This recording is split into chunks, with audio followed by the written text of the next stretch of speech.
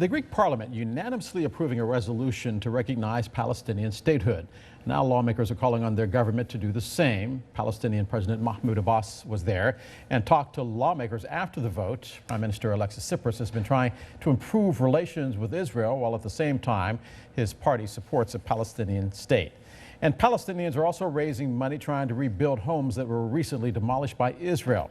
While the money is pouring in, some people are upset at the Palestinian Authority, saying it's not doing enough to help.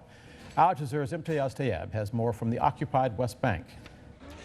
These are the ruins of what was Ragab Elwi's home. It was demolished by the Israeli military earlier this month. The rest of the multi-story building, which he shared with his extended family, was also badly damaged, making large parts of it uninhabitable. Elwi is accused by Israel of shooting dead a settler couple in October. He's been in prison ever since. His wife Dua says she doesn't know why she and her young son have been punished for a crime they didn't commit. It's unfair, but what can we do? My husband's in prison. He's probably worried sick about us. Since October, there has been a wave of violence across Israel and the occupied Palestinian territories. At least 120 Palestinians and a dozen Israelis have been killed. Israel has cracked down hard on the violence by making mass arrests in Palestinian areas and ordering the demolition of the homes of Palestinians suspected of carrying out attacks. Outraged by the demolitions, Palestinians in the occupied West Bank have started raising money to help affected families rebuild. More than $250,000 has been raised in a week. Thousands of dollars worth of construction supplies have been donated, and offers of labor have also poured in.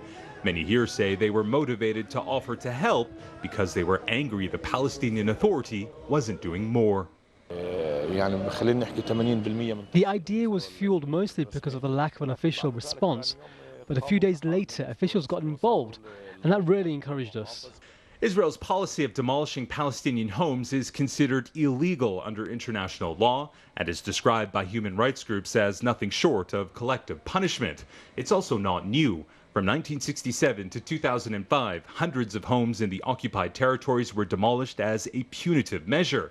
But it ended in 2005 after senior military leaders said it didn't prevent violence and was legally questionable. Prime Minister Benjamin Netanyahu brought back housing demolitions as a policy around 2 years ago after the killing of teenaged Israeli settlers. Since then, dozens of Palestinian houses have been destroyed, and in the last 2 months alone, 10 have been reduced to rubble. Still, that hasn't led to any meaningful slowdown in the violence. So if the policy is intended to have a deterrent effect, it doesn't appear to be working. Imtiaz Tayeb, Al Jazeera, Nablus in the occupied West Bank. I'm the leading state sponsor of terrorism.